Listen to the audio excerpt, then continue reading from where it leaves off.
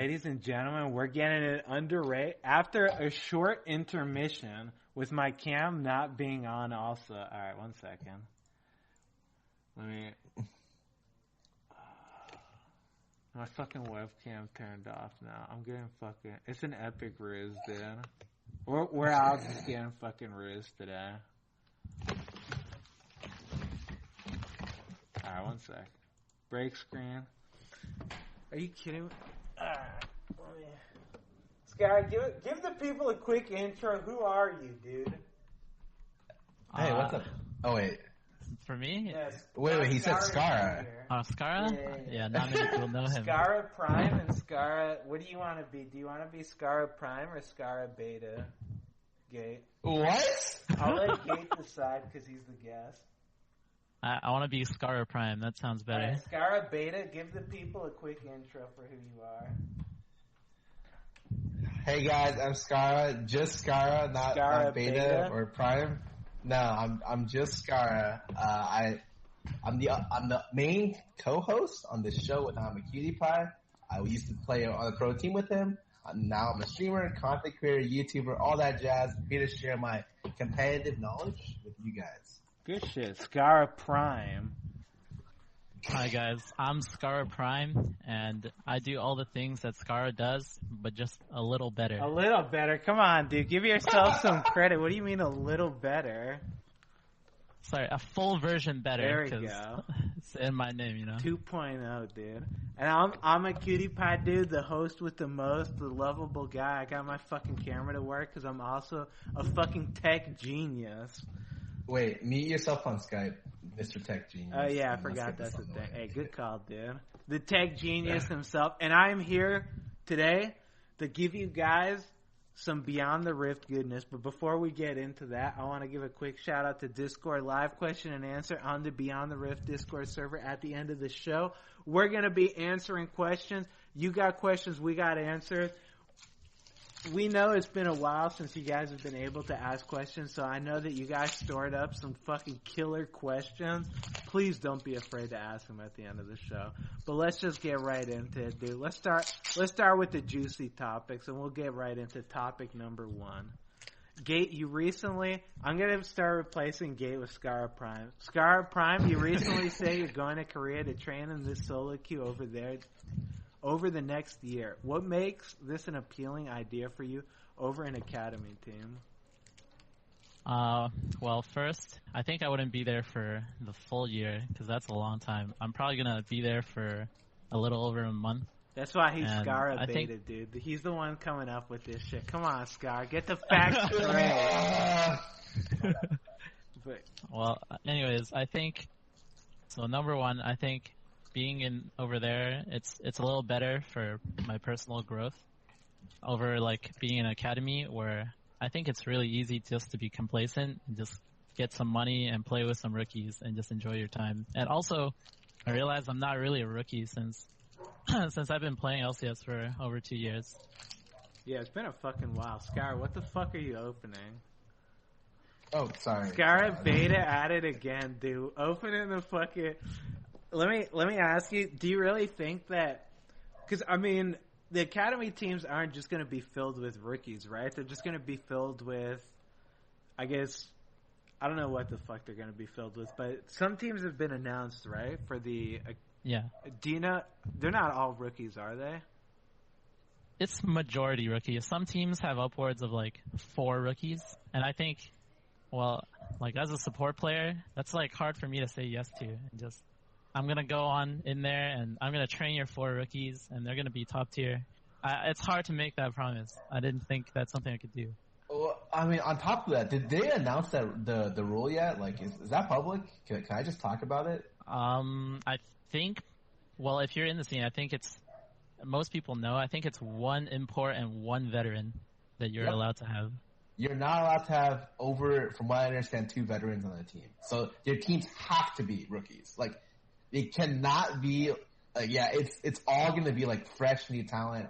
Wait, can I talk about the rest of the stuff? Like, what's going to happen? Riot hasn't announced that, right? I can't talk about that. Wait, talk about it. Honestly, Dude, Scar, I'm not sure. Who gives a shit? Just talk about it. Fuck Riot. All right, well, I'm going to talk about it. So they haven't finalized a lot of the details for the Academy thing, but from what I understand, it's going to be all online.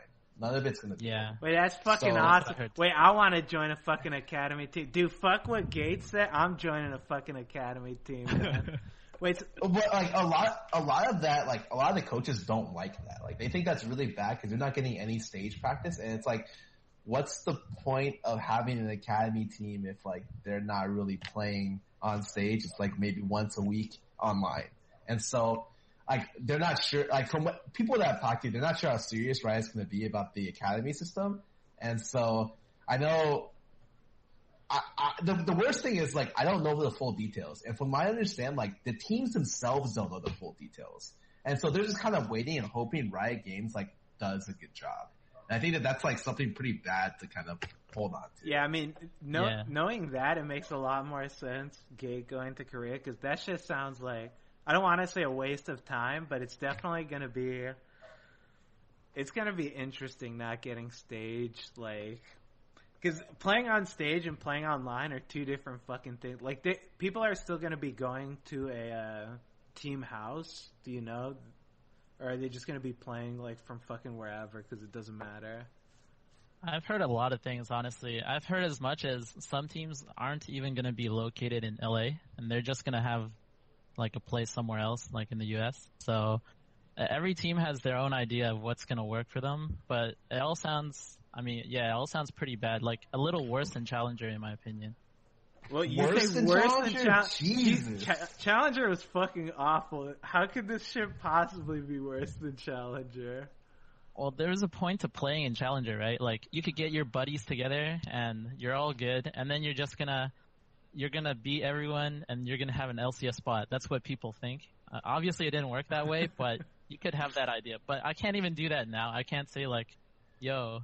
I'm trying to get an LCS spot with these guys, and this is how I'm going to do it. It's literally impossible because there's no opening to do that. Yeah, I guess that's true. That's just... Man, I just don't see how the fuck something like that's going to work. Fuck. Gate, your camera froze. Can you redo it? Can you turn it on really? And turn it back up? Yeah. Okay. But yeah, that sounds really interesting, I guess. I'm not really sure... I thought that the academy system was going to be like some crazy idea. I was like kind of hyped for it. I was like, holy shit, dude, this is going to be awesome. Riot Games, like they're back at it again, having mandated academy teams. But yeah, now it's fucking awful. That definitely sounds worse than. I mean, do you really think though that it'd be better to play in Korea than to play in these? Because even though it's still like practice, you're still like in a team environment instead of a solo queue environment. Do you really value Korean solo queue that much more than, I guess, a team practice environment? So I thought about that a lot, honestly. I think there's definitely value in being in a team environment and practicing with like 4 other people. But at the same time, like I said, it's not really playing with a lot of these players. It's going to be a lot of babysitting and like telling them what to do. At the same time, it's not impossible to go in Korea, and like my plan is just to visit a lot of team houses for Korean teams and see how they do like their whole team environment and kind of take notes on that. So when I come back and join another team, I can just take that knowledge and apply it. And I also thought about like, even in the best case scenario where I join academy and I just hard pop off, I look like a really good player individually and my team is doing well, I'm not in the same situation as like, let's say a rookie that's starting to play for his first time. Like people kind of know who I am. I've been around for at least 2 years in LCS. So I'm not going to get the same like credibility, I guess. Then Ooh. People wouldn't want to explore that as much. So I figured it's much smarter to get like, just to make myself as good as possible, like for my own sake, instead of just banking on academy being okay. Wait, do you think your history like kind of haunts you? Do you think that because you're not a rookie, people won't take as many chances with you? I feel like there's some truth in that because, I mean, I'm definitely not a rookie in my eyes. I've definitely had the stage experience, and I've gone as far as I played in Madison Square Garden with like 10,000 people. I didn't think, like, I don't have like stage jitters or anything like that. I think, like, my history, I've been ending up on like 7th to 10th, like pretty much just out of playoff teams for like the last 2 years. And if you look at me as a player, you might just think like, damn, this guy he sucks. Like, maybe just because of my history. I obviously don't think that I have a little more confidence, but I might as well prove it is what I think. I mean, because you said when you come back from Korea and you join a team, do you feel like you'd 100%, like you come back from Korea, I'm a free agent, just someone's going to join our team? Is that how it's going to go? Or what do you think with that? There's definitely a risk. Like, yeah, I can come back and all the teams are like, nah, we don't need another support player, or like, we don't like what you're doing. Anything like that is possible, but I figured Academy is pretty much the same thing. And at best, let's say I were to be able to take, like, I'm doing very well in Academy and someone in LCS is struggling. I think if I took their spot, I would just be in the same situation on a 7th to 10th team because they're struggling. And I mean, I would just end the season like that again. And I don't need that experience again, in my opinion. Well, that's an interesting point you bring up. Is that something that you're kind of hesitant on? Like, if a team is struggling, I know a lot of teams in the LCS, when they struggle, it's just, all right, time to start replacing players. They start just flipping through players. Players, they're not going to fucking look good when they join those teams. Like, there's no way. Like, if a team's struggling and they're like, let's just start fucking replacing people, there's no way anyone that joins that team looks good. Is that something that you're very hesitant in, or would you be willing to take that shot to maybe prove yourself? I feel like I've been taking some of those chances already, and I don't think they've paid off. I just don't think that it doesn't really matter to me how good I look, but in the end, the kind of experience I get playing with a team that's struggling just feels like, damn, the house is burning around me, and I gotta sit through it, and I don't really know what else is gonna happen after that. Yeah, that shit can be real awful, man. Dude, being on Dignitas, I knew that feel, so don't worry, dude. Whoa, we were a top team for a little bit, man. Yeah. Kind of went south. I mean, I guess for my last question, you've boot camped in Korea already, right? Yeah. So how is Korean solo queue compared to NA solo queue? I always ask everyone, is it really that much better that you feel like you're just becoming a rapidly better player? In my honest opinion, yes, but I feel like there's a lot of things. Like, one, I feel like if you queue up an NA solo queue, you're gonna get like the same people. They're literally meme players on your team that you're like, you know what to expect from this guy. Like, this guy's a one trick, he's gonna do this in the game. But in Korean solo queue, there's so many more players, and there's like, everyone takes the game in a different like perspective. They don't really try to, like, they don't really actually try to only one trick something, or they don't really try to like play in one way. They're more adaptive, and that's much easier to learn than like, oh, this guy only plays Katarina, and if you ban it, he's gonna troll or something like that. I guess that's a good point. Sky, you got anything else on this? I'm good. We exhausted this question. All right, let's go to the next topic then. So All-Stars just finished this last week, but there were a lot of complaints about it being too serious. What's an ideal All-Star format in your opinion? So I'll start off by saying I think All-Star should be a for fun event. I don't think that, I mean, making it competitive, I think if All-Stars could be somewhat competitive, it'd be awesome. I'd love it. Realistically, that shit's never going to be competitive unless you put something on the line for it. And is it worth putting anything on the line for it? I have no fucking idea. It'd be cool, but if they don't put anything on the line, just do some stupid shit like Earth and just fuck around during it. I mean, what do you think, Sky?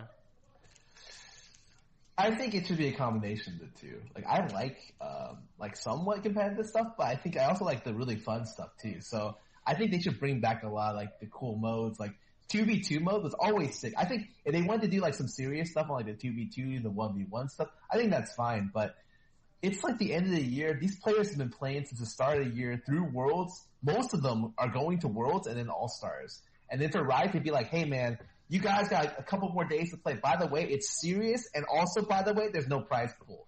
But I better not catch you slacking off, or else I'll give you the belt. You know, that's all it kind of felt like. And the fans were just like, I can't believe you lost this. Wow, NA sucks, you know? So I don't like the position the players are put in the situation. I think that like a combination like serious, like super serious stuff, and then like, you know, let's just play Earth mode. 5v5 Earth mode. Yeah, I'd be down. And let's make that the ladder. That would be sick, you know, I'd love that.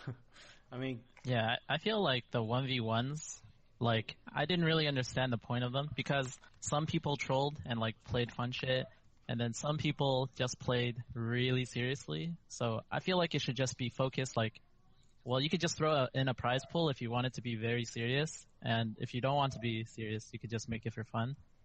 And then for 5v5, I mean, all the teams also had no time to prepare for it, right? So it is going to be a shit show. I think if that's the case, then just have it be for fun. Like, play whatever you want to show the audience, right? And then the teams don't have to worry about, like, damn, I'm going to look so bad before the year starts. Yeah, like people go into All-Stars expecting like these are the best players voted in from their region. This is the super team. If this team existed, they just dominate every single It's like that they've never fucking played with each other. Like, you shouldn't expect anything from them. Like, especially because they're not getting the time to actually practice. It's just, yeah, I don't see the point in trying to make it serious. There's not going to be anything meaningful coming out of that. It's not like some, oh my god, next level strats being invented by the NA super team right here. What's going on? It's just people fucking around. So I feel like that's all that needs to be said on this topic. So we'll go to the next one. Yeah, I agree. Bot lane meta seems to have devolved into a mess of poke champions. What are your thoughts about the current bot lane meta? I fucking love this meta, dude. This meta is like... Really? I love it. Dude, it's actually so fucking fun because I just love playing dodgeball. That's like, this meta is just... Alright, Varus is gonna Q me, let me dodge that. MF's gonna E me on top of that, and then Varus is gonna E me again, and then all this shit's fucking coming out. MF's shooting her Q off the creep wave, and all this shit. I love playing in this kind of meta. I definitely think it's awful 100%. I think that I prefer, like, I wouldn't say that there's no skill in this, but you can just get fucked in some some matchups, especially in solo queue. If you pick a bad matchup and you go up against poke, it's like, all right, we fucking auto lost. If the person you're playing with doesn't know how to play against poke and they can't dodge skill shots, you fucking auto lost. There's a lot of things that make this meta not that great to play in, but I like it. I'm okay with that. I mean, we'll go to Gate because you play bot lane. What do you think of the poke and bot? I think there's a few champions that are like outliers. For example, for AD, I think MF is an outlier. Like, she is too lame for poke, and for support, I think Xerath is too lame. And I honestly think it's not like poke destroys everything. I think there's so many champions that you can pick that can kill poke champions and make them have a bad time. And also, if you play like a poking bot lane and the enemy plays like, I don't know, Leona Alistair, you have to make sure like your goal in the lane is just make them cry for help and like make them sit under the turret and make them ping for their jungler. So I think there's some skill in that for sure. And my honest opinion, if it's fun or not, I think it's fun. I'm having a great time playing any type of champion, but yeah, it's hard to like, I can't say like playing 4 Comet bot lane seems like the best way like that League of Legends should be. Yeah, I won't say that like poke like destroys everything. Like, Aftershock's pretty fucking disgusting, and most hard engaged supports, if they're good and the jungler if the jungler come once and you die as poke, you fucking auto lose pretty much. Like, if you lose your flash against Alistar or Leona, just fucking forfeit because you're gonna get tower dove over and over again. But if that doesn't happen, they're nerfing sorcery. I think they already announced, so that's okay. They're nerfing Scorch, which definitely needs to be fucking nerfed. That thing, like 2 Scorches bot lane, you take 60 damage from Scorch on top of taking like both people are running Meteor, so it's like 120 from Meteor on top of the actual abilities that do damage, and it's just like this is fucking stupid to play against. So yeah, if they nerf sorcery, I don't think poke will be like ruined. It definitely won't go away, but it'll be a little more okay to lane against, I feel like. I mean, Scar, what do you think, though, from the not bot lane?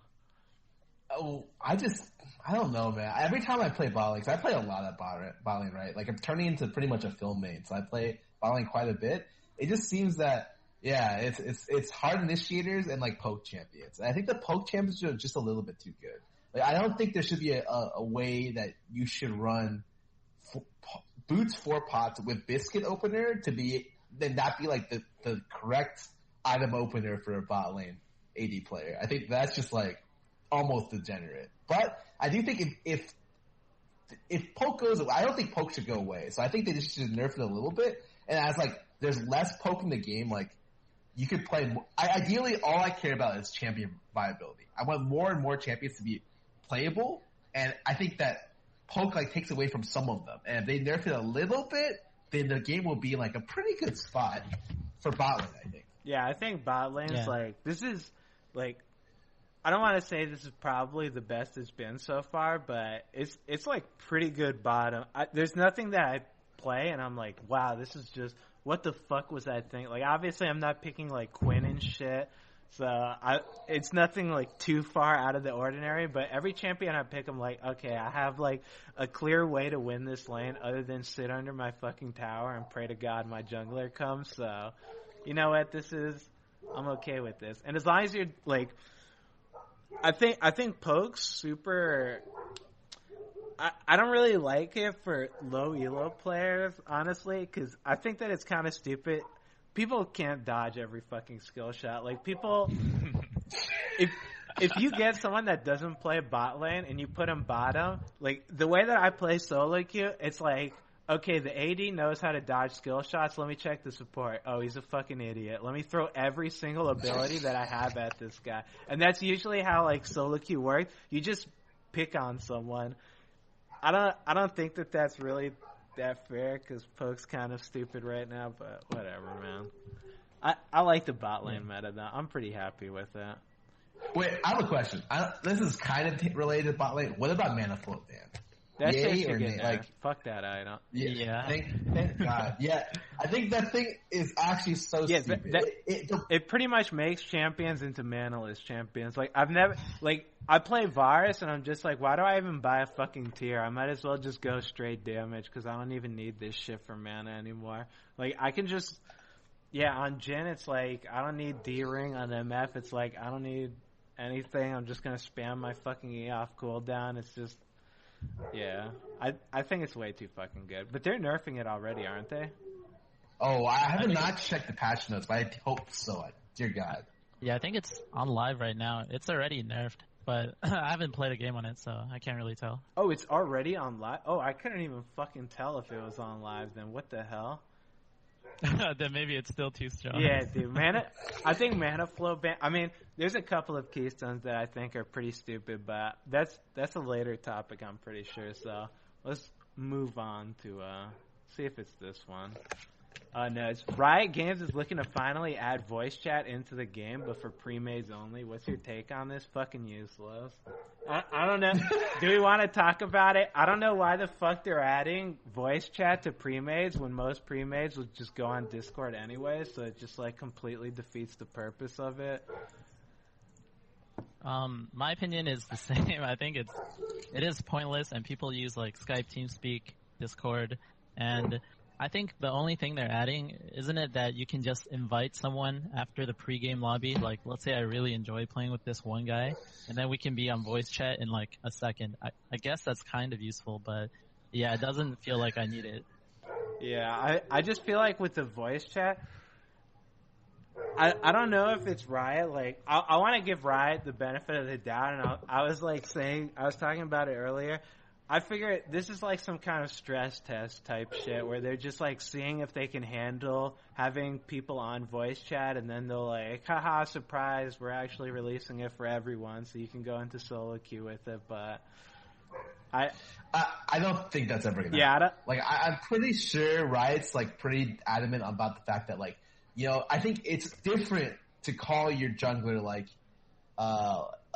a terrible player and that he should go kill himself. Like, for him to verbally say those words to you creates like a completely different response. I don't know. The thing is, I really doubt that most people would be like, you stupid motherfucker, what the fuck are you doing? Like, do you really think people in voice chat, like the people, like Gates said, the people you play in solo, you play with them all fucking day. Do you really see some of these people getting on voice chat? What the fuck are you thinking, dude? Are you a... Yes. Yes? Yes. I could see it. Yes. Yes.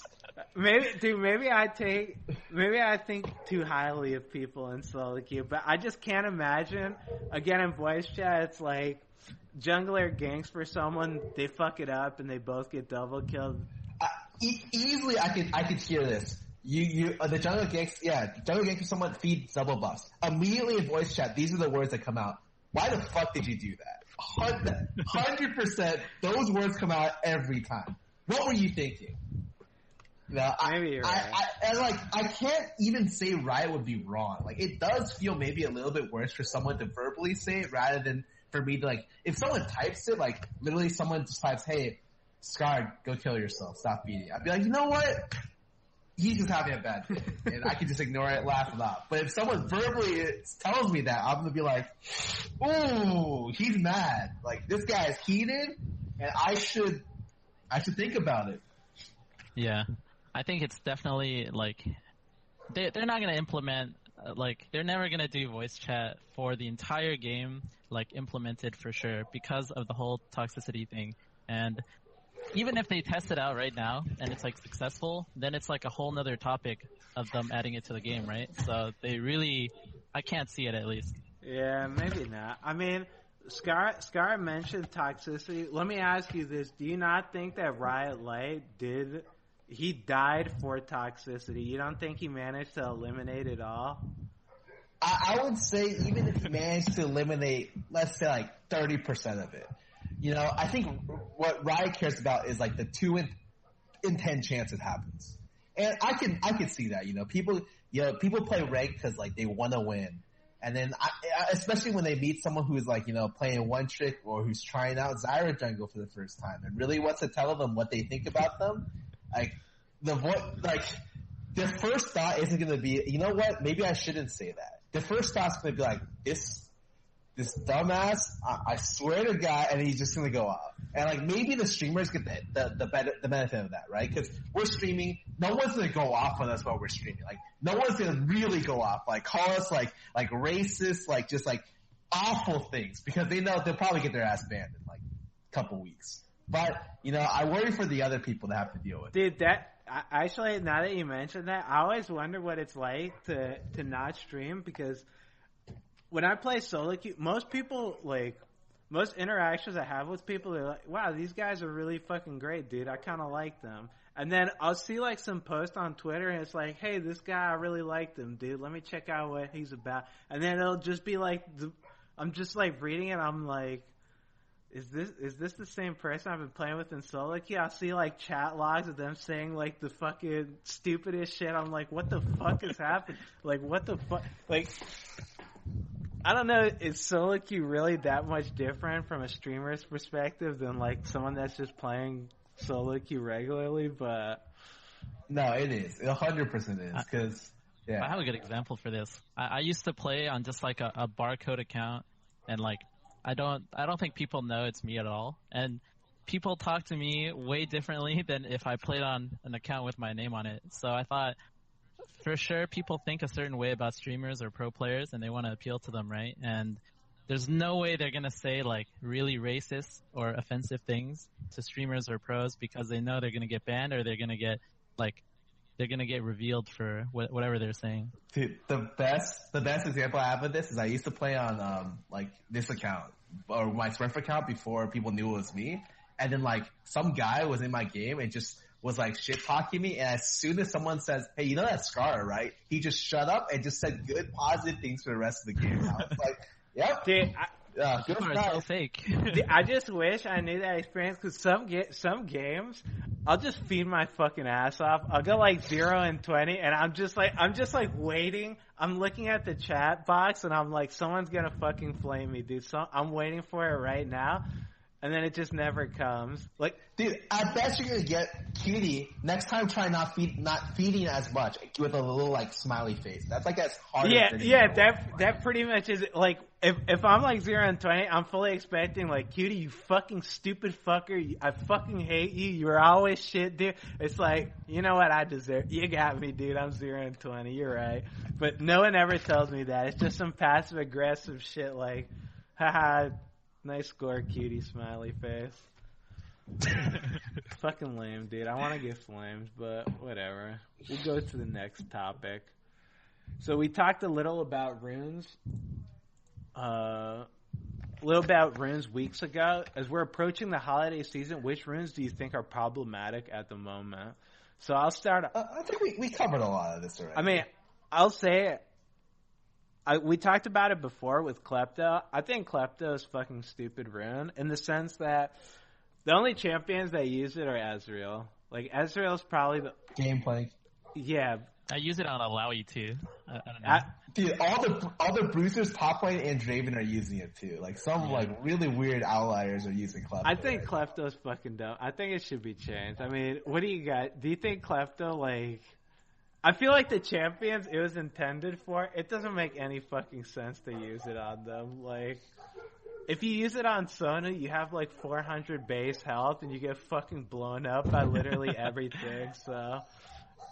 I don't think you're supposed to use it on Sona, but I feel like, it's kind of like a stupid rune in general. Like, you just get something random. It's like I'm playing, like, the slot machine, and I didn't think, like, what does that really do for me? It's like a little mini game instead of playing the actual game. Yeah, it's pretty... I don't know, I don't like Klepto. I love Klepto. I love using it, but I think the design of it probably needs a little work. Wait, that's what you think of? Dude, look at the entire inspiration tree. Look at all the keystones. Glacial Augment, Unskilled Spell. Glacial Augment's fucking trash. Like, Okay, who uses Augment? Outside of the gate with his Kench build, that no one else uses Augment on except for him. No one else touches this keystone. It's just really really dude, I situation. tried that. The rioter that we had on, was it Rex, I think, or we had a rioter on. He told me try Glacial Augment Kog'Maw. I played Glacial Augment Kog'Maw. It was fucking awful. Actually, just the worst shit imaginable. I was fucking useless. I could see where he was coming from with it, but that thing, like, it doesn't even work on every auto. It's like, it has like a 20-second cooldown or some shit. Yeah, it's just fucking useless. That's trash. Dude, on top of that spellbook, okay, they invented the spellbook so that you could be flexible in the game, changing between all these kind of utility things. What is it being used for? It's being used for summoner CDR, and that's it. The fact that I might need this thing nerfed just because it's too good at giving you summoner CDR is disgusting. And like, I feel like it just takes away from the point of this unsealed spellbook. Hey, we're trying to give you like viability, different options to be like really cool and like different like kind of mini game every game, but it turns into let's just run Ghost Flash or like TP Flash and just have like a 100 or 3-minute Flash. That's it. 3-minute Flash every game, and every team fight you go into, every skirmish you go into, you have both summoners, which is great, super good, but it feels like it takes away from the identity of the keystone. Yeah. Yeah. All the people that abuse it are just the mages, like Vlad and Malzahar. Yeah. And Kennen.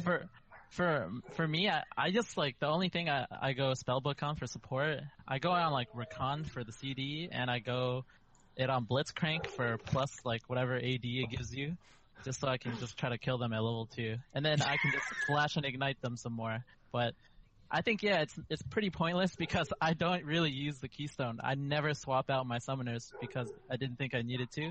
Yeah, now that you yeah, it's pretty pointless. Yeah, now that you mention it, I see it all the time. Like, a lot of people actually are using it, but I never see the message that they've swapped out their summoners. It's just like, I forget that they even have the fucking thing, because I'm just like waiting for the mess. Like, when it first came out, everyone was like trying to swap out summoners, get creative, like, haha, I'm gonna take TP and this is gonna be crazy, dude. They're never gonna see it coming. And then I think everyone just realized it's fucking useless and just run it for the CDR, so, yeah. Yeah. I mean, I feel like almost every tree we could go into, I think the Resolve tree, Aftershock's fucking stupid. That thing needs to get nerfed already. Like, that... I think they only get nerfed once Poke gets nerfed. Yeah. Until... then they can't get nerfed. I just feel like it's too good on things like Leona. Like, Leona used to be... She had a lot of trouble before because you'd go in and you'd either get a good initiation or you'd die because you're forced to go in. Now it's just you go in and you just fucking kill them. Yeah, you just fucking all in them because who gives a shit? You're not going to fucking die. You have like 30 armor and MR plus like the base that they gave them for the fucking... when this patch came out or whatever, so I think it's way too good. I mean, as a support, because it's mainly supports that are really abusing it, I feel. I mean, I guess some top laners too, but how do you feel about Aftershock Gate? I think it's really good too, but like as a tank, for example, if you play Alistar or Leona, like you have no other options. You can't really take any other keystone or any other tree. You kind of have to take it, so... Yeah, like if Poke doesn't get nerfed and you combo, let's say you combo in as Alistar, but you just can't like kill someone, that just feels awful. I think they're not going to change it until other things get nerfed. Yeah, I guess that makes it. I mean, I feel like Guardian's a really good fucking keystone for Poke. Like, the haste it gives you and the shields is pretty fucking ridiculous. I really like Guardian. I don't think Guardian needs to get nerfed, but I like Guardian a lot. But I guess Meteor... What do you guys think? Because do you think that they should nerf Airy and Meteor into the ground until they're unviable, or just comment right now and Scorch by like 10-20%? I think we're good. I don't understand why Meteor, like the CD goes down when you hit another spell. I think that's just like it's just icing on top of the cake. You could just remove that and it'll be still balanced. Yeah, it's pretty. I don't think it needs that either. Maybe if they just remove that and nerf Scorch, because Scorch is pretty stupid. I think the red tree, whatever it's called, that tree fucking sucks. I don't know how you guys feel about it. That tree fucking blows. Electrocute's great. Oh, really? You like it? I think for support, there's so many good ones in there. You can play. I've been playing Bard, and you can just go Zombie Ward and Ingenious Hunter, and I feel like you can control the entire map, like by yourself. I think just Zombie Ward itself is kind of OP for support if you can take it. And then other than those two, I've been playing like, for example, if you just play MF and you go Domination in your second tree and you go Taste of Blood, every E you hit will just give you HP. It's like the old Feast. But wait, Taste of Blood works off of abilities? No, it's actually OP. In mid lane, I don't know if you play much mid, Kitty. Azir should go Taste of Blood. Literally, all the matchups that used to beat Azir can't beat Azir. And you're just Wait, I didn't realize it worked off abilities. What the fuck? Wait, that's actually... Yeah, you don't have to hit them at all. Huh. Wow, that's actually really good. I mean, yeah, Zombie Ward's really fucking good. I agree with that, but most of the other things in that tree kind of suck, I feel like. Like, I don't know, maybe... The Keystones completely suck, but the other stuff are actually pretty good. Yeah, the Keystones, like Predator, Dark Harvest, Electrocute, I like rarely ever see that. Like, I'll see Electrocute, but that other shit, I only see Predator on Hecarim when he gets played like every once in a while, and Dark Harvest I like almost never fucking see.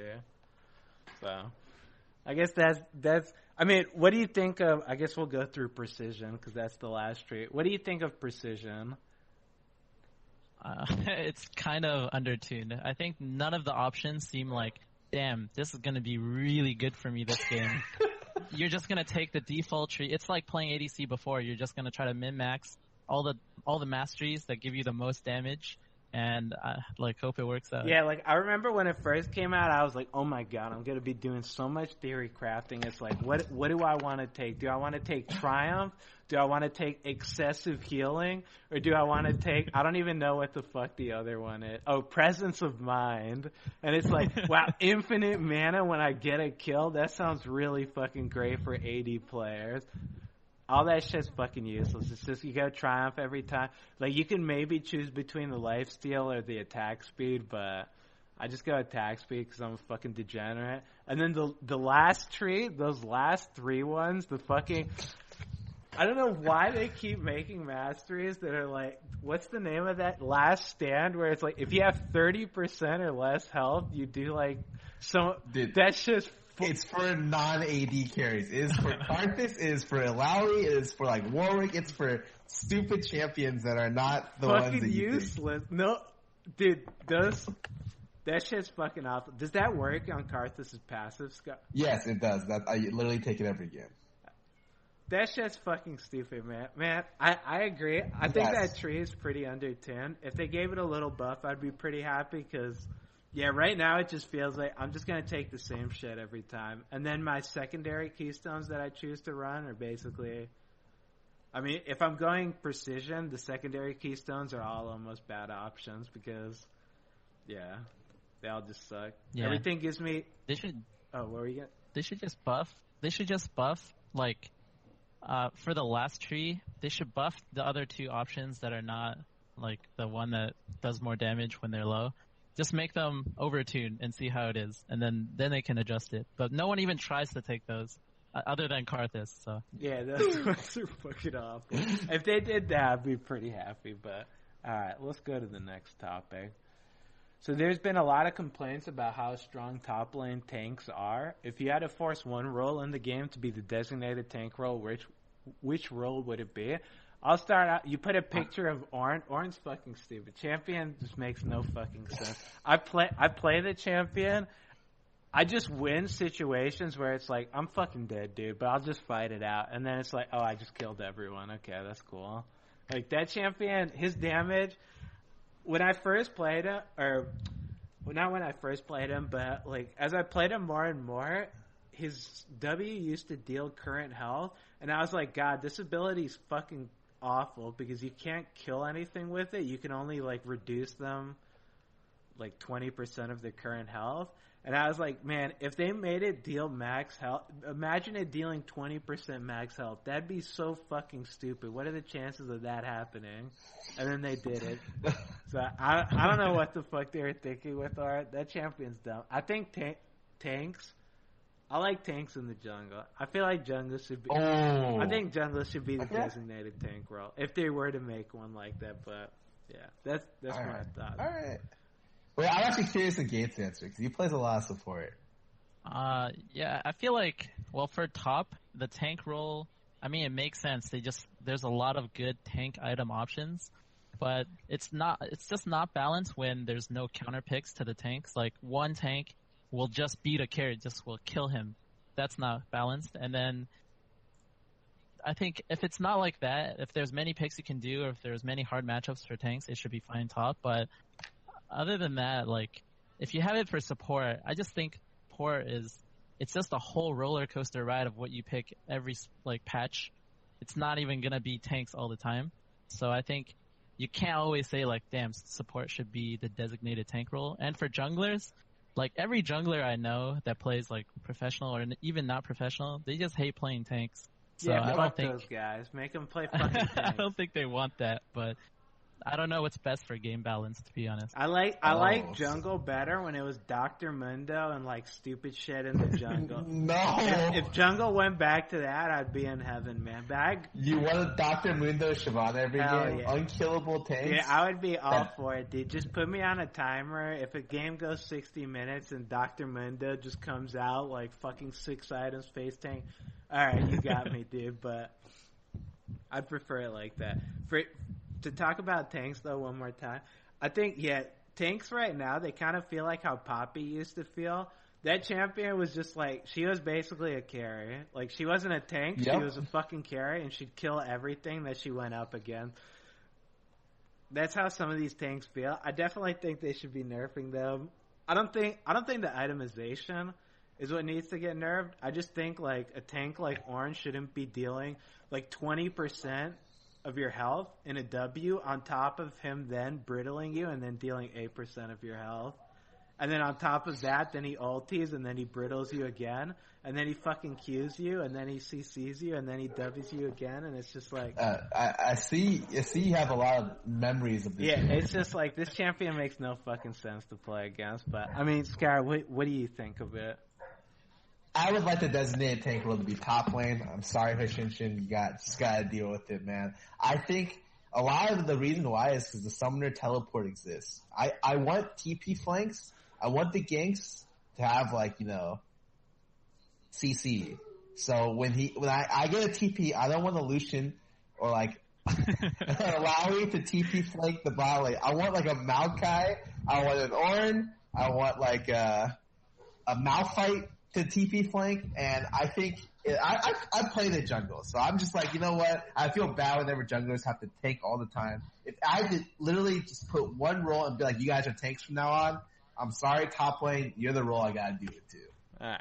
Oh, to add on to that, I talked to some people about what they think is good for top, and yeah, people have told me they liked Ornn, and the counter pick they have to Ornn, a lot of people have said to me is they just play proxy singed. And they don't interact with the game. They just play their proxy game, and that should go to show yeah, Ornn is broken. I don't want to see him in the game.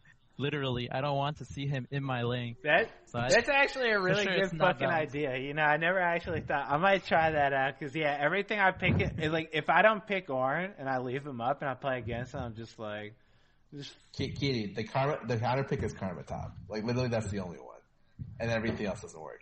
I'm not. Does that actually beat him though, or just split? Yes. No, it gets you a CS lead against him, which is the best you're gonna get, 20, 30 CS. What do you do when he ults you?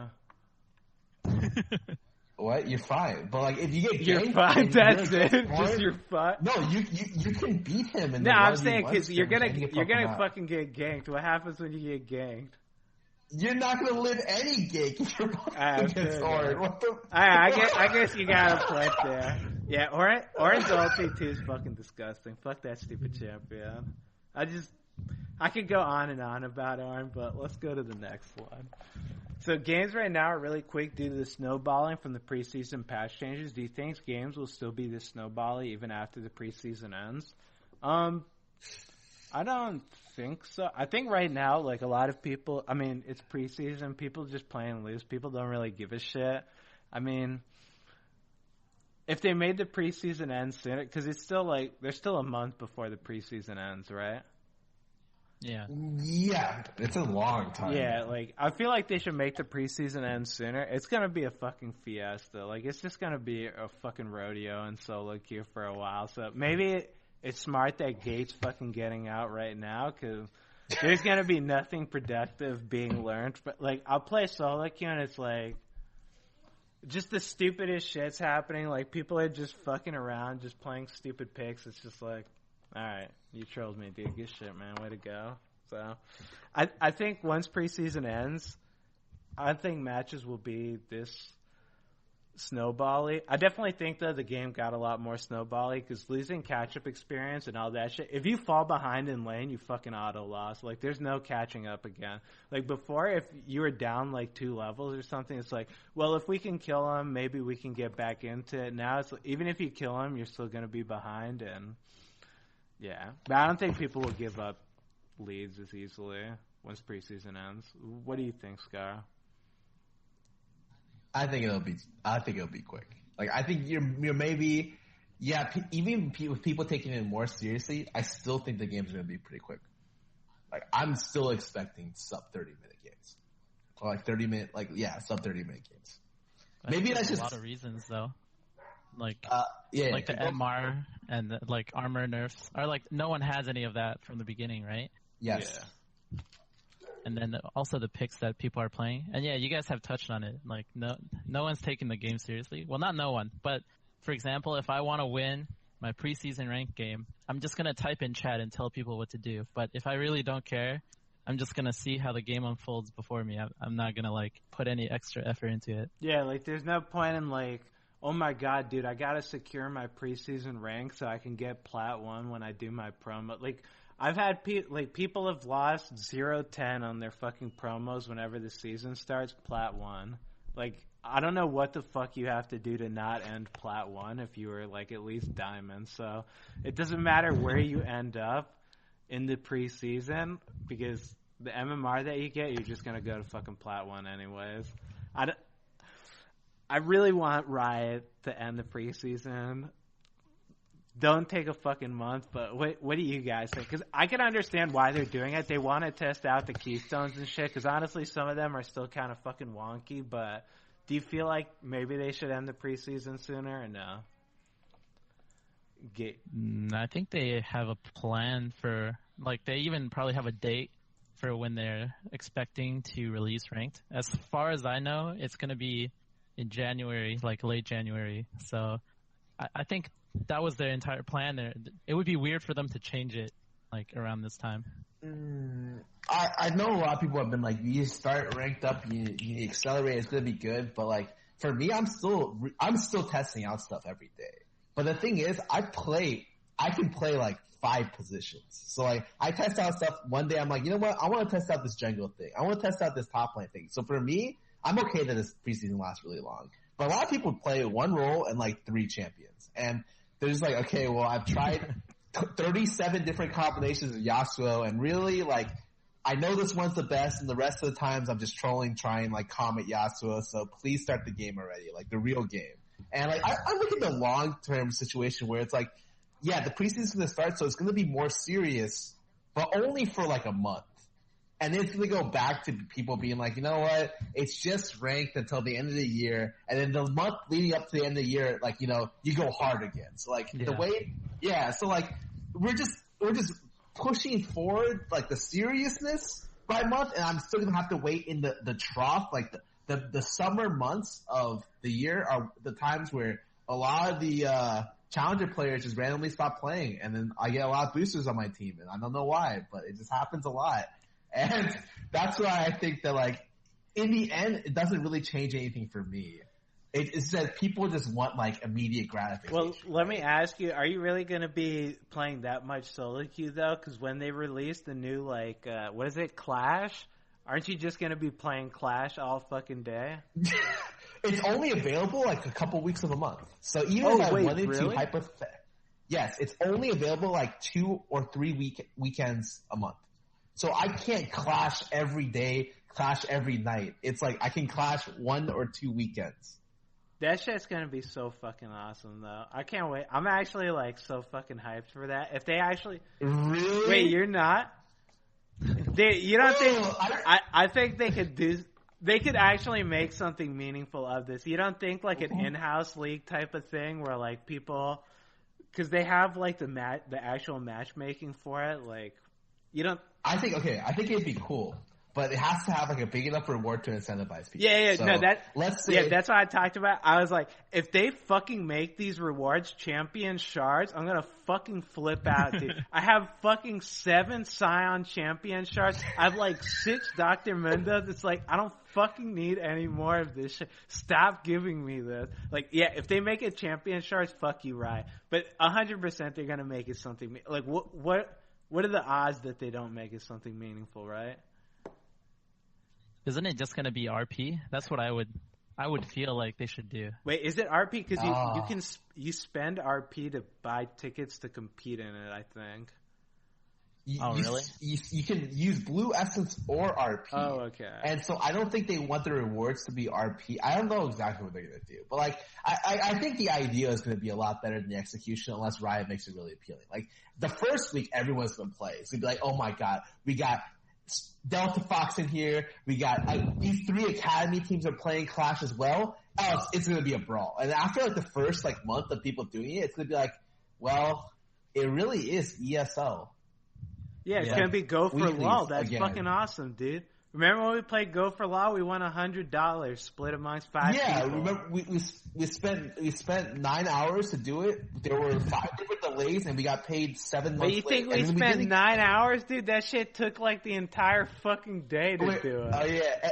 Oh wait, we didn't get paid for some of them, so that was also good. And then we'd have the privilege to go into the weekly or like the monthly tournament after we won enough, and then it'd be like it'd actually take like a fucking like 3 days to finish it. You didn't like that?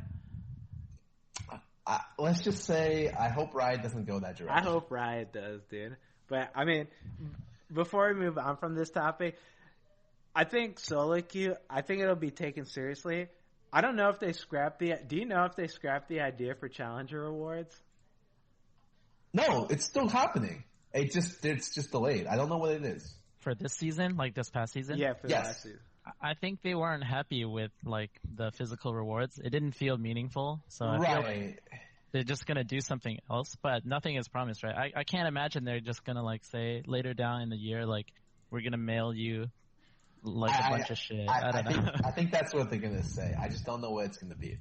Okay. There's gonna be exclusive challenge rewards, from what I understand, but they are working on the final release because the jacket quality they weren't very happy with. Yeah, I think though if they make like meaningful challenger awards, like I don't know, solo queue and Clash and shit, like you make meaningful. You just have to incentivize people pretty much. If you do that shit, everything's fucking great. I agree. So do that shit right. But let's go on. We'll go on to the final topic. The final topic being the live question and answer segment. Gay, you ever do a live Q&A before? Never. All right, let me give you a quick rundown then. So you get on Discord. You're already on Discord. You join Beyond the Rift Discord. You go to the Ask Questions Here channel. You type in a question. We're going to get answers. And we're just going to get this thing going right now, dude. So let's start off. Mr. Nello wants to ask, do you think more amateur tournaments should pop up after TCS? And at Gate, would you try to join them if you won't be on a team? Well, I think amateur tournaments, it just depends on the reward if it's really good. Like if there's a nice cash prize. And it's hard to say if more will pop up. I guess TCS went pretty well. But if I would play in them, I feel like if it conflicted at all with me trying to play pro, I would definitely not play in them. Even if, let's say, the new amateur tournament, they're offering $200,000 for first place. What are you laughing about, Star? Would that change your mind about playing in it? What is the trade-off? Like, I can't play in the next split of LCS? Okay, that's a big trade-off, though. Maybe something... Yeah. You can't play on the academy team this split. I mean, I'd do it for free. Alright, fair enough. Dude, you really fucking hate academy teams. I respect that. I don't hate it, but it's just not very... It doesn't sound great to me. I'd at least want to wait. Like, I'm going to see how it works out this split for other people, and maybe I'll change my opinion. But right now... my mind is set on just going to Korea and playing. Yeah, it's definitely the best idea, I feel like. Because, I have no fucking idea. I mean, I'm, like, kind of hyped for the academy teams, but at the same time, I've seen how Challenger scene works, so, yeah. I mean, Scar, what do you think about more amateur tournaments? The problem is, it's just getting people incentivized to play in it. So, what do you want to watch amateur players? Like, we're talking, like bronze like 5. off the street diamond players who are just like, this is their first event and they want to like test the waters. You really don't want to watch those games. Like if you tell me you do, you're lying to me. What you want to watch like the skilled challenger players and master tier players go at it. And it's like, well, to really incentivize those people, right? Like Gate said, you're gonna need a prize pool. And it's like, who's really forking over that cash? You know, the TCS. No one would have done, like, not many people would have done that just for the cash pool. Like, we did it because it was funny. Because it's like Tyler won. That's why most people did it. But I forgot there was a prize for that event until someone told me. But, like, if you don't have Tyler won, let's say you gotta be like, well, I want to throw, like, $100,000 pool. Who's funding that? You know? How are they gonna get, I don't see anyone coming in with the big bucks to fund Academy. I think if they're gonna fund something, they're gonna throw that like $500,000 and fund like something in the LCS. Hey, we're gonna get sponsored. We're gonna be the official mouse sponsor, the official like headset sponsor. So I just don't see where the money comes from to draw the academy teams. But who knows? Maybe they'll just all be playing Clash. Yeah, I'd be all for that if that happened. I mean, so let's go on then to the...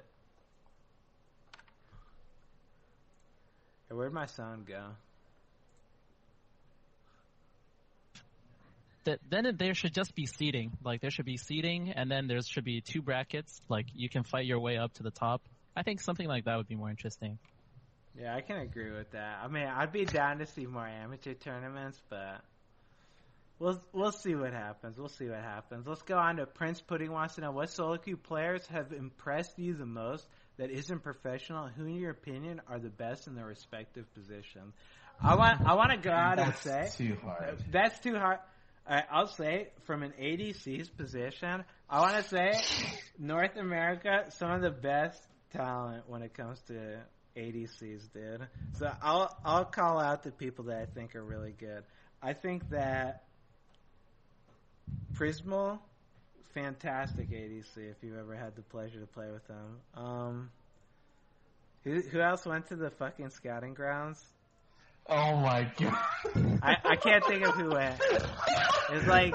So just Prismal. No. It's the next Prismal one. definitely fucking... He didn't go. I didn't. Definitely is in LCS now. Oh, is he Yeah. already? Holy shit. Dude, they grow up so fast. What the fuck? Yeah.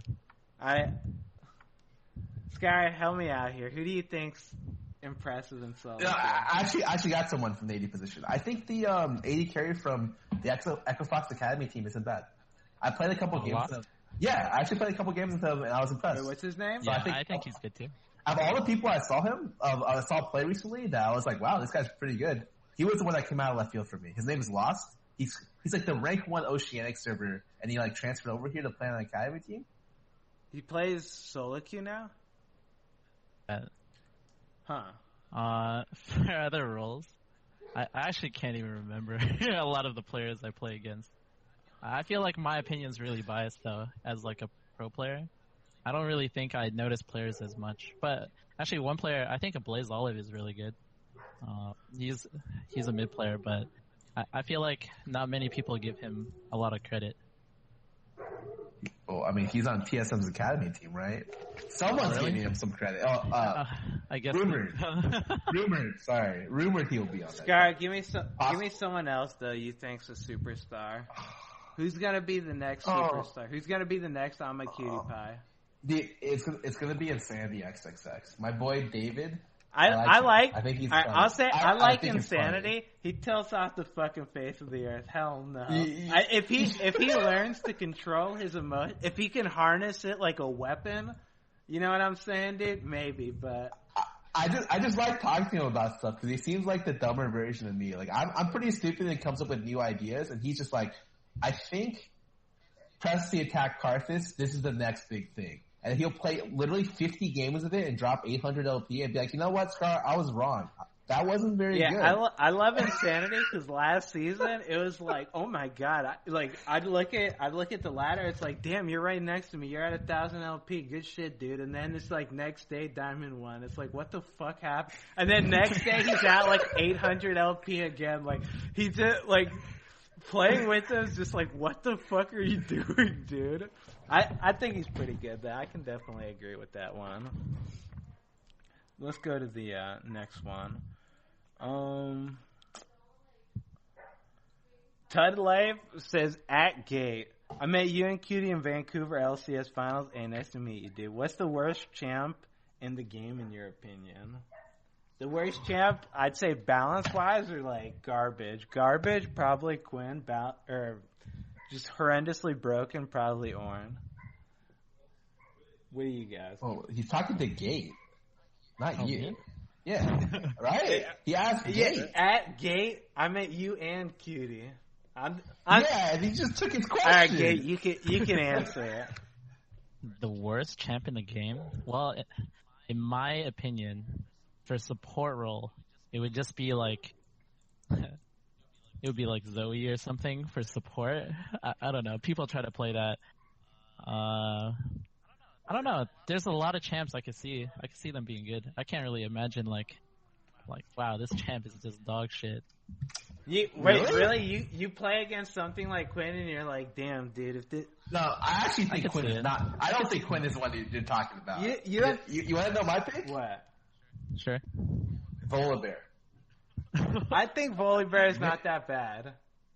Well, really? I play Volibear. I've played so much Volibear. Well, for which role? Jungle. But I just think in general, I think of all the champions, I'm literally looking through the entire list of champions. I actually think Volibear has got to be like bottom 3, if not the worst champ in the game. Because I can pick certain champions. I can pick Aatrox if the gameplay isn't a bad matchup, for instance. Yeah. But I can't imagine a situation where I'd love to pick Volibear. I'd pick Skarner over Volibear. Let's say you're jungling against like Shyvana and you want to go for late game. You wouldn't want to pick Volibear? Volibear is the worst late game champ in the game. He only spikes at 1 to 2 items, and then he's awful. Yeah, but you got Ghost and you run really fast. Yeah, that's nothing. No, he's literally I think the worst champion in the game. And I would have chose Fiddlesticks if not for the fact that there's some merit to picking Fiddle Middle. I think Fiddle's not bad. I think support, he's like, you can cheese with him. Like, he's fucking useless. Yeah. But... Where I think Volibear has no roles he's good at, and he's actually just a bad champion. Yeah, I've seen people play Voli top against tanks and, like, kind of do something. Kind of. I don't think... Really? I don't think he's the fucking worst, but yeah, maybe he is. Who knows? Now that... Well, what about Udyr? I don't see anyone play that. I heard he's broken in the jungle right now, actually. Really? Yes, but you need a lot of games on him. But like, yeah. Wait, you need a lot. You said you need a lot of games on Udyr. What do you need a lot of games to do? Well, like I'd say, like champion mastery wise, he's more difficult than other champs. He's got like stances and shit. You know what I mean? Just fucking It's like the son of the jungle, dude. You're just mashing them off cooldown. I'm just saying the stats don't lie. I see this champion requires like 20 plus, 30 plus games to be good on. It's like. I don't think he's got the complexity of Aurelion Sol, but he's a little bit different. He's hard for people to wrap their heads around. Alright, fair enough, though. We'll go to the next topic. Executioner Ken wants to know, at Gate, when are you going to go? When are you going back in the state from Korea? When are you going to back in the state from Korea? Well, I'm planning to leave like early or mid-January, and I come back in a month or so, maybe a little more, but so not super long for sure. Oh, you're not planning on staying there for like 2 months or some shit? At most 2 months is what I think, but I'm planning on staying just a little over a month, like currently. Okay, fair enough. Zubamufu wants to know, how do you think Riot can incentivize new players to play League of Legends? You know, I always thought about it. I have no fucking idea how Riot incentivizes new players to play this game. Because I think about the experience that a new player must have. It must be fucking awful to get into League of Legends. Like, what do you guys feel about that? Like, if I was a new player, and it's like, what do I want to play? Do I want to play PUBG or League of Legends? I've never gamed in my life. It's like, I don't want to go anywhere near League of Legends. I think they just could do a better tutorial system, right? The tutorial system is god awful. Dude, the tutorial system, I feel like it'd be fucking useless no matter what. What could you throw into the tutorial system that, like, let's say someone that doesn't play video games will, like, hop into oh my god, now I get League of Legends. I get what it's about, dude. I mean, I think there at least should be, like, a more cohesive effort, you know? You don't just throw people into a game, you're just like, yeah, you know, go do your stuff. Here's Ashe. Hit this training dummy a bit. Okay, you're good to go. Get into the game, man. I don't know if that's how you're supposed to like teach people how to play the game. I mean, I feel like the best way, at least for what I think. Well, what do you guys think? I feel like the best way is just referring like a friend to play and kind of guiding him through like the training process. Yeah, no, I mean definitely. I mean, I think that's how I got started in League of Legends. My friend like invited me because it was a free game, and he's like, "Hey, dude, come play." I don't know how you guys got started with playing League, but yeah, that's why I just don't see like League is. If I had to play it solo, I'd probably fucking like if I had to start the game off solo with like no help from anyone, I'd fucking hate this game, dude. Like, having friends to play it with is, like, what makes League fun. That's why I'm saying, I don't... Oh, what were you going to say, Sky? I started this game because all my friends quit the other game. You used to play Han, right? Yeah, I started this game by myself because everyone quit Han, and I was like, sure, I guess I'll play this game. I played with no one. I played Han, and then I switched when the servers got DDoSed for a month. I remember that. Holy shit! Yeah. Wait, you guys both played it solo?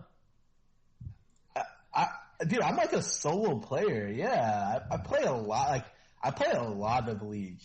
Like, if someone were to just go out and kill base unit, like he just didn't exist anymore, and you looked at my match history in terms of duoing with other people, I would probably have less than 5% or less total. I mean, for now though, like I would prefer playing solo to duo queuing. Honestly, like I don't really like doing that much. Wait, what are you trying to say about Vincent? No, I love Vincent. Dude. I love everyone that I duo queue with, but like I prefer playing solo like a lot more than duoing. But I'm saying like when I first started out playing the game, it just feels because I never played Dota or anything either before I started playing League or like Han or any of that shit. So playing a MOBA is like a daunting thing. Like there's just so much shit you have to learn, and if you don't have any background in, like, dude, if PUBG was around when I was playing League, I would have played PUBG like 100%. I'm pretty sure because I would have been like, what the fuck is happening? Like, this champion's doing all this fucking crazy shit. I have no fucking idea. I'm just dying left and right, dude. But I had friends to play with, so it wasn't that bad. It was just like, haha, look at you, you're feeding. It's like, haha, yeah, I am. But, yeah, I don't know. I think League definitely has an interesting thing to overcome with getting new players. Or maybe they don't. Maybe it doesn't even fucking matter. Maybe they've got enough new players that, yeah. But I definitely think Smurfs and shit and, like, how hard it is to get into a MOBA, difficult to get new people in. Agreed. Let's go to our final topic though. Oh, this is a good one. Final topic. Scrub for Life 734 wants to know, at all of us, do you think duoing should come back to Challenger tier? And how is your... Yes. Let me... Fucking asshole. Sorry, keep going. How is your experience with only solo queue this season? So, yeah, I think duo queuing, it's interesting because it definitely, if you're versus a duo queue and you don't have a duo queue, you're at like a fucking significant disadvantage. If you're playing bot lane and you're solo versus a duo lane, it's fucking hard to win that shit, especially if they're actually good players and they're actually communicating with one another. You're probably just going to get fucking pushed in 24/7, just get fucked all the time. But that said, there's no like real way to practice like from a bot lane's perspective, duo synergy is like the most important thing for a bot laner. Like being able to communicate, hey, I want this to happen, hey, we can all in here, hey, play safe, hey, all this bullshit that's happening. That shit's so important, and not being able to get that experience, even if you're a solo queue player, like that's why I say voice comms are important. And I'd like it. Like, not being able to get that experience of, like, giving feedback to each other and shit, like, it kind of sucks, so. I definitely think duo queuing should come back to Challenger tier. I just don't know what to do to the ladder. But, you can go from a bot lane's perspective. I feel like it's kind of hard to, like, well, so bot lane, obviously, you'd want to play with your AD carry or support, but what about, like, jungle support, jungle mid, like jungle top? I feel like it would be hard to balance that. My honest opinion for bot lane, if it's possible, duo bot lane should play against duo bot lanes and solo bot lane should play against other solo bot lanes. That's the most balanced. But I don't know how the logistical end, if that's even possible for matchmaking. I'll say there's no fucking way, because if you have that requirement and you have, I don't know if you'd have it so like duo jungle mid have to play against duo jungle mid, because I feel like that, Sky, that's like a combo too, where if you're versus a duo jungle mid, they're gonna fucking tower dive you. Like they're just gonna fuck you every way, and there's nothing you can do about it. I played against Sven and Bjerg when they were doing a lot, and not only was I getting smashed by Bjerg, I got tower doped by Sven.